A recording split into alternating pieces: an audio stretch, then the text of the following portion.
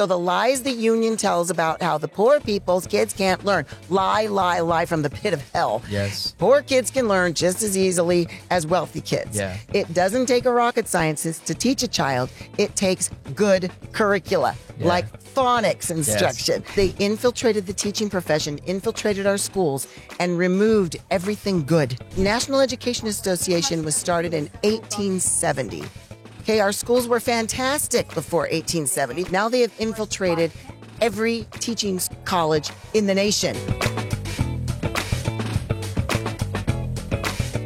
I don't do any type of good cold opens. What I found is I always screw up people's bios Sure, when that's I try. fine. So, Rebecca, if you wouldn't mind just telling us a little bit about your story. I did a little back reading, but I don't want to butcher it. So if you Okay. wouldn't mind just giving us a little bit about your story, and then we'll just kind of go from there. Sure. So my name's Rebecca Friedrichs, 28-year public school teacher. I would still be there if the schools weren't so corrupt. I felt called to leave the schools and start educating American people on what's really going on in there. So what happened to me basically is I was a brand new student teacher. I was only 22 years old, learning how to teach under an incredible master teacher. But every single day I would watch as the teacher next door to us would abuse the kids. She'd grab them, yank them, scream in their faces. Mostly she picked on wiggly little boys. That would have been me. Yeah. Oh, my sons too. Yeah. And it was one of the most evil things I'd ever seen at the time. I've seen a lot more since then. But I went to my master teacher and I said, hey, I've learning at school that I'm a mandated reporter of child abuse. I see child abuse. It's that lady next door. What do I do? And my master teacher sat me down and said, today's the day you learn about teachers' unions. And she said, because of the unions, that lady can't be fired. She can keep abusing the kids. There's really nothing that can be done. And I didn't understand that at the time. I've learned a lot more now. Most people think the problem is teacher tenure. That's not the real problem. The problem is collectively bargained grievance procedures that make it almost impossible for a district to get rid of a teacher like that. So there's all kinds of hoops you have to jump through. It can cost a district like $2 million to get rid of a bad teacher. Really? That is evil. Yeah. If a teacher is bad or abusive, goodbye, should be fired that day, right? So these little children were 6 years old. They were first graders.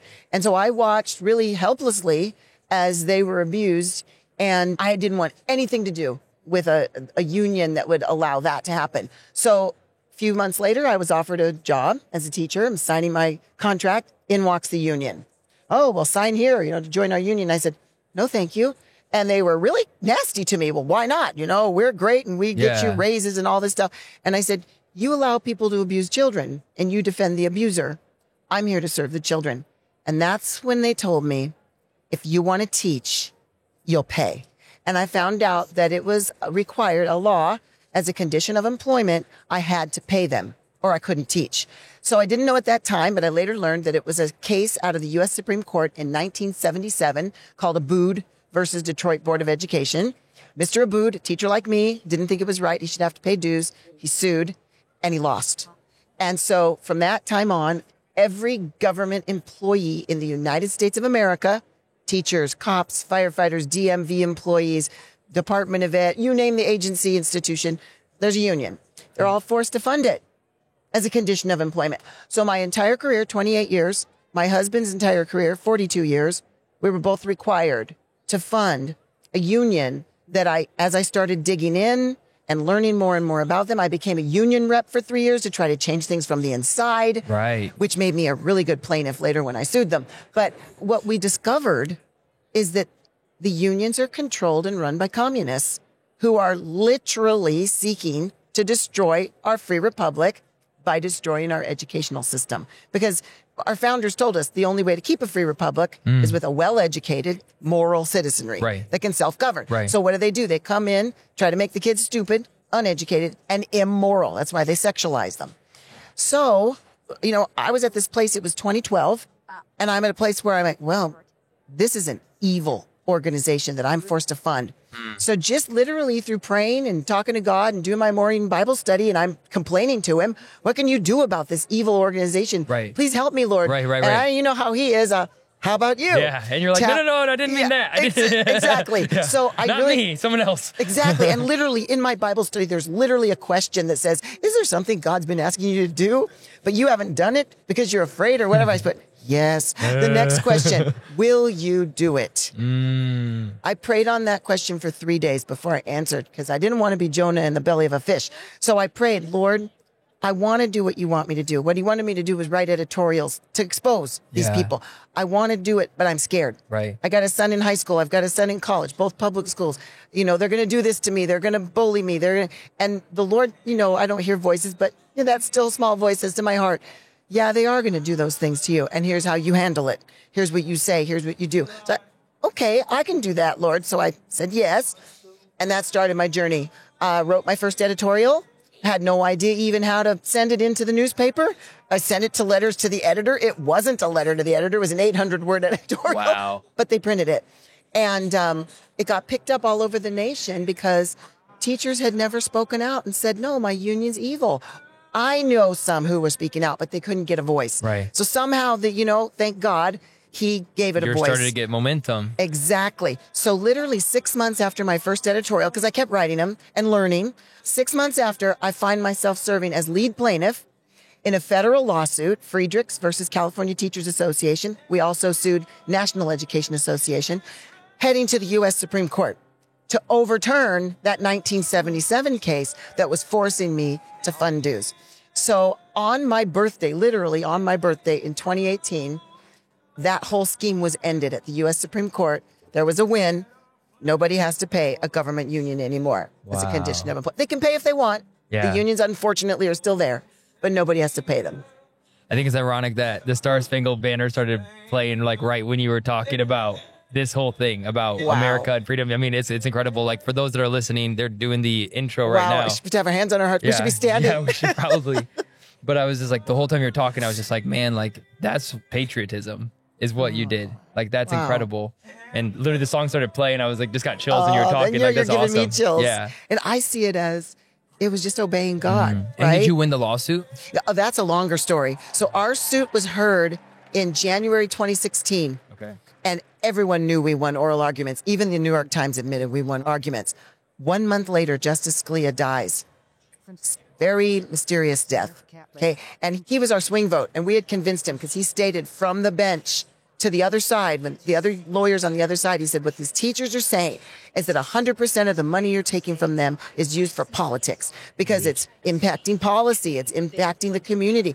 And the other side said, we agree. I mean, they agreed with our argument. So we all knew we won, right? And they started groveling, trying to, well, we can work it out some other way because they want their money and their Yeah. power. But 1 month after our case was heard, Scalia died. And so this threw everything off. We end up getting a tied decision, which is a no decision, goes back down to the lower courts. It was a nightmare. Another case after Trump won and he appoints a new justice, another case goes forward. Of course. That case got the win on my birthday. Let's go. So that was, it was Yeah. sad that our case didn't get the final, final Sure. win. Our case was a little more thorough too. We were trying to end the collection of dues through paycheck deductions. The other case didn't do that, Are unfortunately. you friends with Erica Donalds? I know the name. Okay. Yeah, you I need know to her. meet you need to meet her. So I'd like to know her better. You need to. I'll connect you guys. Great. So she came on the show yesterday.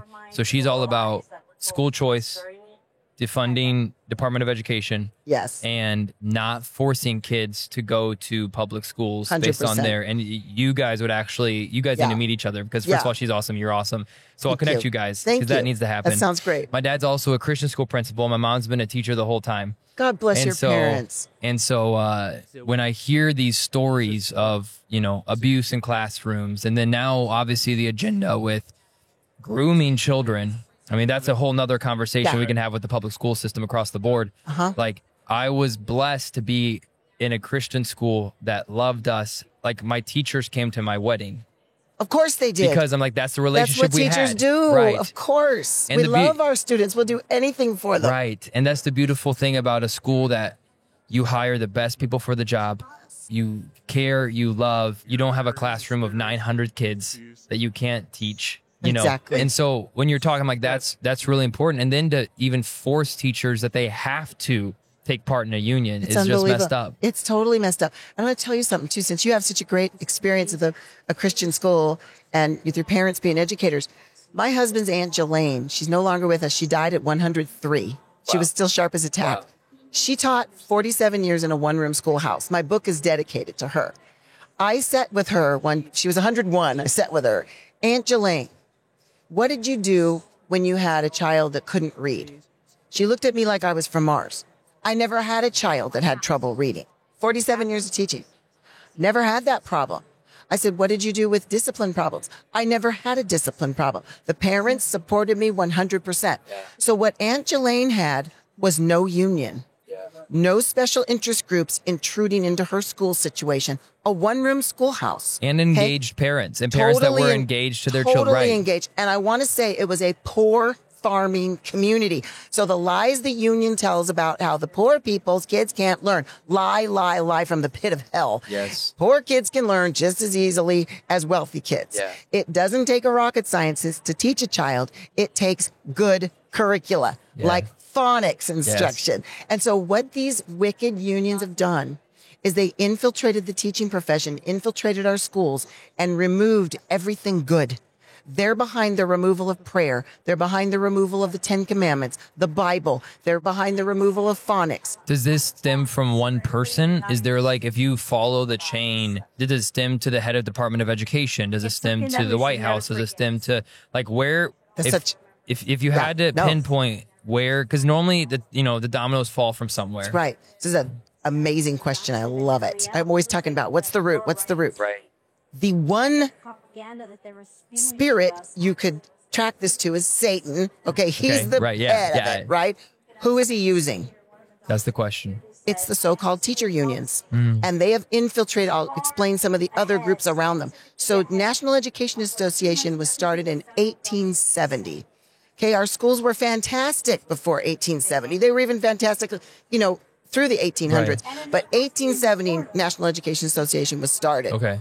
They worked together with Psychological Association and other special interests. John Dewey, not the Dewey Decimal System, but John Dewey, this man who's a socialist, communist. They worked together with communists and socialists, same thing in my opinion. And these people work together to destroy our educational system on purpose. They hate God. They hate truth. They hate beauty. Well, it's easier to control uneducated people. Oh, 100%. Right. Because that's always the play. That's exactly how it is. The people riding around in their cars with a mask on, they're by themselves. They're still wearing a mask. Those are useful idiots, right? These people they're propagandized. Yeah. I feel sorry for them. Right. They don't know much. Right. But boy, that they believe that lie. Yeah. Right. And they're going to help push that lie. They're important to tyrants. Yes. Right. So these unions and their friends not only removed the things I listed, but they removed Western civilization and accurate history and the classics, right? Now, it took them a long time. You can't start the union in 1870 and then in 1871 completely destroy the educational system, right? It takes time. Yes. It was a very slow process. They really started the stronghold of it in the 1930s. They were able to open at Columbia University. They opened the Frankfurt School. That was opened in, I think it was 1933. That school has been used to train educators. They started by training superintendents and administrators. Now they have infiltrated every teaching college in the nation, except for places like Hillsdale. Right. So all these teaching colleges are teaching a communist system. They're not calling it communism, right? But they're teaching self-esteem and look-say method, or this method called cueing, basically where you're guessing what the word is. Look at the picture and figure it out. It's not reading. It's nuts.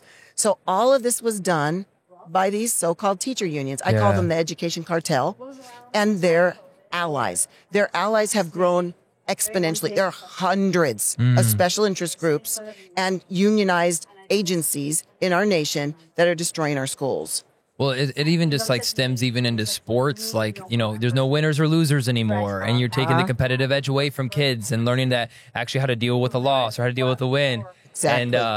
And so that's the beautiful thing about getting parents involved. It's the beautiful thing about like growing up in the school that I did and hearing about how a big group of people can move. And you talk about the democratic machine. And so we think about that in politics, but we don't think about that happening in schools.